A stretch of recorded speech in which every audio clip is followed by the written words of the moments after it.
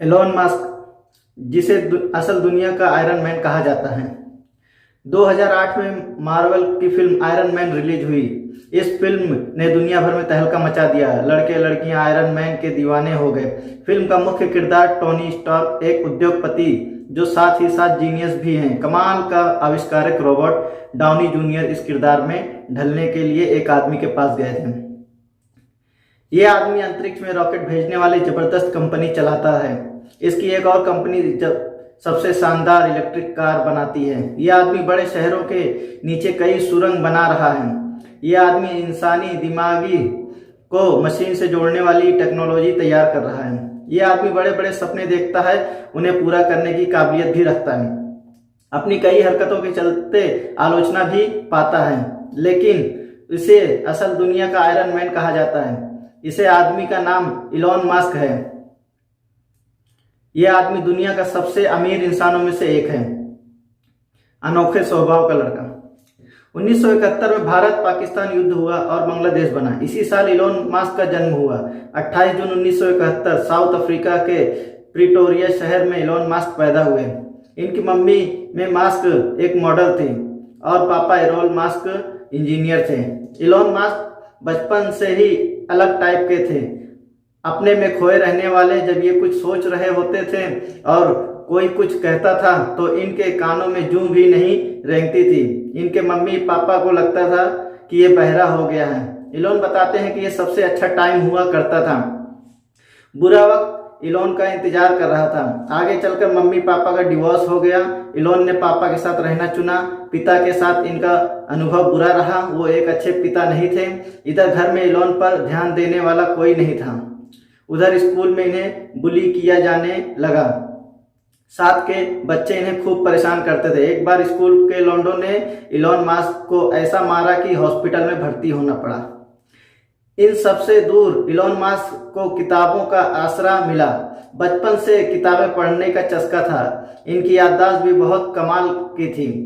Photographic memory, एक बार कोई चीज पढ़ ली तो दिमाग में छप जाती थी। जब पढ़ने का आसपास की किताबें कम पड़ गई तो मस्क ने पूरा इंसाइक्लोपीडिया चाट मारा। किताबों के साथ मस्क का ध्यान कंप्यूटर की ओर गया। 10 की उम्र में कंप्यूटर कोडिंग सीखने लगे। 12 साल के इलॉन ने एक कंप्यूटर गेम बना डाला।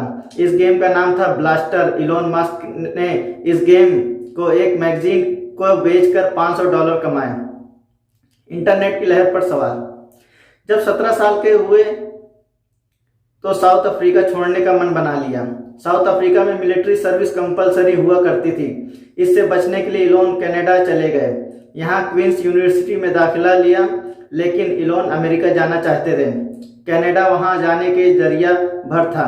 मस्क ने बाद में यूनिवर्सिटी ऑफ पेंसिल्वेनिया में ट्रांसफर करा लिया। जब यहाँ से पास हुए तो उनके हाथ में 2 डिग्री थी, फिजिक्स और इकोनॉमिक्स। इसके बाद इलॉन मस्क पीएचडी करने स्टैनफोर्ड यूनिवर्सिटी पहुंचे, लेकिन मन में कुछ और ही चल रहा था। 2 दिन बाद पीएचडी छोड़ दी। दुनिया में उस वक्त इंटरनेट अपने पांव जमा रहा था। इलॉन अपने छोटे भाई किम्बल मस्क के साथ इंटरनेट की दुनिया में कूद गए। इसके लिए मस्क ने पापा से पैसे लिए और अपने छोटे भाई के साथ मिलकर जिप2 नाम का सॉफ्टवेयर कंपनी बनाई। इस कंपनी को कॉम्पैक्ट ने खरीद लिया। मस्क को $22 मिलियन अभी के हिसाब से करीब 161 करोड़ रुपए मिले। इस पैसे से इन्होंने X.com नाम की कंपनी शुरू कर दी। ये तब की शुरुआती ऑनलाइन बैंकिंग कंपनियों में से थी। यही कंपनी बाद में चलकर पेपाल बनी। 2002 में इस कंपनी को ईबे को बेच दिया। इससे मस्क को $165 मिलियन अभी के हिसाब से करीब 1200 करोड़ रुपए मिले। इस पैसे को लेकर मस्क अय्याशी से रह सकते थे, लेकिन इनका दिमाग मंगल की परिक्रमा करने लगा। इलॉन को हमेशा ही साइंस फिजिक्स फिक्शन बहुत पसंद था। अब वो इन कल्पनाओं की हकीकत बनाने की तरफ चल दिए। 2001 में मार्स ओएसिस की आइडिया आया। प्रयोग के तौर पर पृथ्वी में मंगल ग्रह पर ग्रीन हाउस भेजा जाए, वहां पौधे उगाए जाएं, लेकिन अंतरिक्ष में कुछ करने के लिए रॉकेट की जरूरत होती है। मस्क को पता चला कि रूस से सस्ते रॉकेट जुगाड़े जा सकते हैं। इस सिलसिले में वो 2001 में रूस गए। लेकिन वहां मास्क को नए लौंडों की तरह देखा गया और हल्के में ले लिया। 2002 में मास्क दोबारा रशिया पहुंचे 3 ICBM खरीदने के मकसद से। इंटर कॉन्टिनेंट बैलिस्टिक मिसाइल, इन पुरानी मिसाइलों को रॉकेट की तरह इस्तेमाल किया जा सकता था, लेकिन रूस के ठेकेदारों ने एक मिसाइल की कीमत $8 मिलियन, करीब 58 करोड़ रुपए अभी के हिसाब से बताई। मास्क को ये पैसा बहुत ज्यादा लगा और वो मीटिंग छोड़कर निकल लिए। उन्हें लगा कि वो खुद इससे कम पैसे में रॉकेट बना सकते हैं। इसके बाद इलॉन मस्क की कहानी इनकी बनाई कंपनी बयां करती है। इलॉन मस्क को लगता है कि एक ग्रह पर रहना थोड़ा रिस्की मामला है। हो सकता है कल वर्ल्ड वॉर युद्ध छिड़ जाए और न्यूक्लियर धमाकों से ये दुनिया खत्म हो जाए, या हो सकता है जैसे एक एस्ट्रॉयड ने पृथ्वी से डायनासोर्स को खत्म कर दिया, वैसे ही मनुष्य का निशान भी मिट जाए तो हमारी सभ्यता को एक्सपायरी डेट आ गए। बढ़ाने के लिए हमें दूसरे ग्रहों पर भी अपना डेरा जमाना होगा। 2002 में इलॉन मस्क ने स्पेस एक्सप्लोरेशन टेक्नोलॉजीज नाम की कंपनी बनाई। आगे चलकर यही कंपनी स्पेस एक्स के नाम से पॉपुलर हुई। इलॉन अंतरिक्ष में होने वाली यात्रा को आसान और सस्ता बनाना चाहते हैं। स्पेस एक्स का मकसद है मंगल ग्रह पर इंसानी बस्ती बनाना। इलॉन चाहते हैं कि इंसान सिर्फ एक ग्रह तक सीमित न रहे, मल्टीप्लानेटरी स्पेसीज बने, यानी अनेक ग्रहों पर रहने वाली प्रजाति। स्पेस एक्स की शुरुआत तो हो गई, लेकिन इसे कई मुश्किलों का सामना करना पड़ा। 2006 में कंपनी का पहला रॉकेट लॉन्च के 33 सेकंड बाद ही फेल हो गया। इसके बाद 2007 में और 2008 में हुए दूसरे और तीसरे रॉकेट लॉन्च भी फेल हो गए। तीसरे फेलियर के बाद कंपनी बंद होने की कगार पर आ गई। स्पेस एक्स के पहले 3 रॉकेट लॉन्च लगातार फेल हुए। अब इलॉन मस्क के पास सिर्फ इतना पैसा बचा है कि सिर्फ एक और रॉकेट लॉन्च ट्राई किया जा सकता है। इस बार सब ठीक रहा। 28 सितंबर 2008 को फैल्कन 1 रॉकेट अपने चौथे लॉन्च में सफलतापूर्वक अर्थ ऑर्बिट में पहुंच गया। इलॉन मस्क के मुताबिक 2008 उनकी जिंदगी का सबसे बुरा साल था। बड़ी मुश्किल से स्पेस एक्स का पहला रॉकेट लॉन्च हो पाया। इनकी दूसरी कंपनी टेस्ला लगातार घाटे में चल रही थी। इलॉन मस्क लगभग कंगाल होने की कगार पर आ गए थे। उन्हें कंगाल होने से किसने बचाया, ये आगे जानेंगे। मस्क को इलेक्ट्रिक कार में बहुत संभावनाएं नजर आती थी। 2003 में टेस्ला मोटर्स नाम की एक इलेक्ट्रिक कार बनाने वाली कंपनी शुरू हुई। इसे मस्क ने शुरू नहीं किया था, लेकिन 2004 में मस्क ने टेस्ला मोटर्स को सबसे ज्यादा फंडिंग दी और कंपनी ज्वाइन कर ली। मस्क ने टेस्ला की पहली कार बनाने में अहम भूमिका निभाई। 2006 में टेस्ला मोटर्स ने रोडस्टर नाम की अपनी पहली कार लॉन्च की। इस वक्त इलॉन मस्क टेस्ला के चेयरमैन बन चुके थे, लेकिन 2007 आते आते टेस्ला बैंकरप्ट होने वाली थी। इलॉन ने अपनी जेब से पैसा लगाकर इस कंपनी को बचाया और 2008 में मस्क इस कंपनी के CEO भी बन गए। टेस्ला ने आगे जाकर इलेक्ट्रिक कारों में बेहद आधुनिक मॉडल बनाए और लोगों का भरोसा जीत लिया। मस्क दुनिया से ऊर्जा की समस्या हल करना चाहते हैं। उनकी कार ईंधन से तो नहीं चलती, लेकिन उसमें इस्तेमाल होने वाली बिजली तो फॉसिल फ्यूल के इस्तेमाल करती है और फॉसिल फ्यूल के भंडार एक न एक दुनिया से खत्म हो जाएंगे। ऐसे में दुनिया से एनर्जी का प्रॉब्लम हल कैसे निकलेगा? इसलिए इलॉन मस्क दुनिया के रिन्यूएबल एनर्जी की ओर ले जाना चाहते हैं। स्पेस और ऑटोमोबाइल के बाद मस्क को एक एनर्जी कंपनी का आइडिया आया, सोलर सिटी। ये एक सोलर एनर्जी कंपनी है जिसकी शुरुआत 2006 में हुई। मस्क ने अपने कजिन पीटर और लिंडन ड्राइव इसे शुरू करने के लिए कहा। इसके लिए पैसे और बाकी मदद इलॉन मस्क ने की। 2013 में सोलर सिटी अमेरिका में घरेलू सोलर पैनल लगाने वाली लीडिंग कंपनी बनी। 2016 में टेस्ला ने सोलर सिटी को खरीद लिया। फिर इनकी कहानी साथ ही आगे बढ़ी। वापस 2008 पर चलते हैं। स्पेसएक्स, टेस्ला और सोलर सिटी के साथ इलॉन मस्क दिवालिये होने वाले थे। मस्क ने अपना पूरा पैसा चौथे रॉकेट लॉन्च में लगा दिया था। किस्मत से ये सफल रहा। दिसंबर 2008 में स्पेसएक्स को नासा की तरफ से $1.5 बिलियन का कॉन्ट्रैक्ट मिल गया। नासा ने स्पेसएक्स को इंटरनेशनल स्पेस स्टेशन में अपना सामान भेजने का काम दिया। धीरे धीरे टेस्ला ही हालत भी सुधरने लगी। टेस्ला को बड़े इन्वेस्टर मिलने लगे। रोडस्टर के बाद टेस्ला मॉडल एस का प्रोटोटाइप लेकर आई। कई लोग इससे इम्प्रेस हुए। कंपनी को अमेरिका की सरकार से लोन मिल गया। 2010 में टेस्ला मोटर्स आईपीओ लेकर आई और पब्लिक हो गई। इससे जुटाई राशि के बाद मॉडल एस का प्रोडक्शन चालू हुआ। 2012 में ये कार मार्केट में आई। 2013 में टेस्ला ने अमेरिकी की सरकार को सूद समेत पूरा लोन चुका दिया। इसके बाद टेस्ला ने कई और लग्जरी आधुनिक वाहन बनाए और ऑटोमोबाइल सेक्टर में एक बहुत बड़ी कंपनी बनकर उभरी। दिसंबर 2015 में इतिहास में पहली बार किसी रॉकेट का ऑर्बिटल लॉन्च के बाद पृथ्वी पर लैंड कराया गया। ये स्पेसएक्स का फैल्कन 9 रॉकेट था। अप्रैल 2016 में इसी रॉकेट को लॉन्च के बाद अटलांटिक महासागर में तैनात एक जहाज पर लैंड कराया गया। स्पेसएक्स रीयूजेबल रॉकेट से नए कीर्तिमान स्थापित करने लगी। जो रॉकेट लॉन्च के बाद किसी काम का नहीं रहता था, अब उसे दोबारा इस्तेमाल किया जाने लगा। इससे उनका बहुत सारा पैसा बचने लगा। मई 2020 में स्पेसएक्स नासा के 2 एस्ट्रोनॉट्स को अंतरिक्ष में लेकर गए। इस मिशन का नाम था डेमो 2। इस डेमोन्स्ट्रेशन के बाद स्पेसएक्स के एस्ट्रोनॉट्स भेजने के लिए नासा का भरोसा हासिल किया और इसके साथ स्पेसएक्स इंसान को अंतरिक्ष में ले जाने वाली पहली प्राइवेट कंपनी बनी।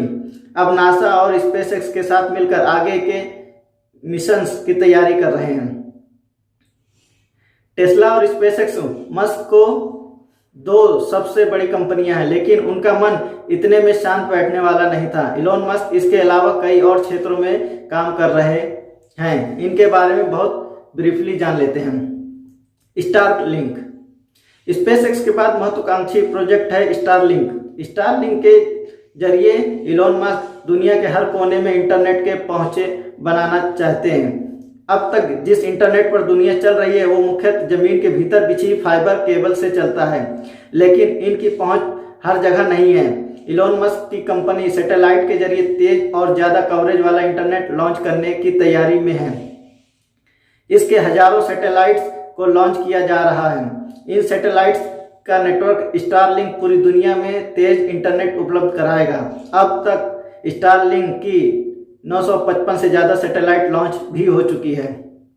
Number 2, hyperloop. 2012 में इलॉन मस्क ने पहली बार हाइपरलूप का जिक्र किया। ये एक पैसेंजर ट्रांसपोर्ट सिस्टम है जिस पर कई दूसरी कंपनियां भी काम कर रही हैं। इसका कंसेप्ट स्पेसएक्स और टेस्ला ने साथ मिलकर तैयार किया।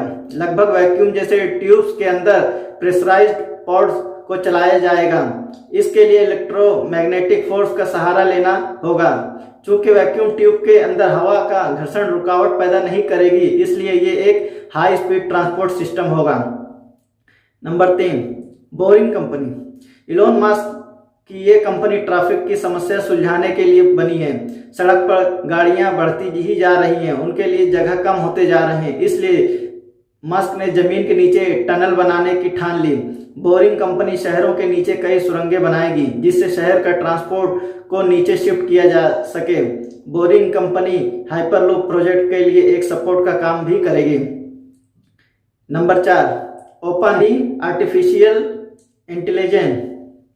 ये टेक्नोलॉजी हर दिन अपने पैर पसारते जा रही है। जहां एक और ये बहुत मददगार है, वहीं भविष्य में इसके खतरनाक साबित होने का डर भी है। कुछ लोगों को ऐसा लगता है कि मशीन सीखते सीखते हमसे ज़्यादा पावरफुल हो जाएगी और हमारे खात्मे का कारण भी बन सकती है। इलोन मस्क लंबे अरसे से आर्टिफिशियल इंटेलिजेंस के खतरों को लेकर ओकल हैं। इसी चिंता के चलते मस्क ने 2015 में ओपन एआई की शुरुआत की। ये कंपनी आर्टिफिशियल इंटेलिजेंस पर रिसर्च करती है। इसका मकसद है कि एआई मानवता के दोस्ताना और लाभकारी साबित हो। Number 5, Neuralink. इलोन मस्क आपके दिमाग को मशीन से जोड़ना चाहते हैं।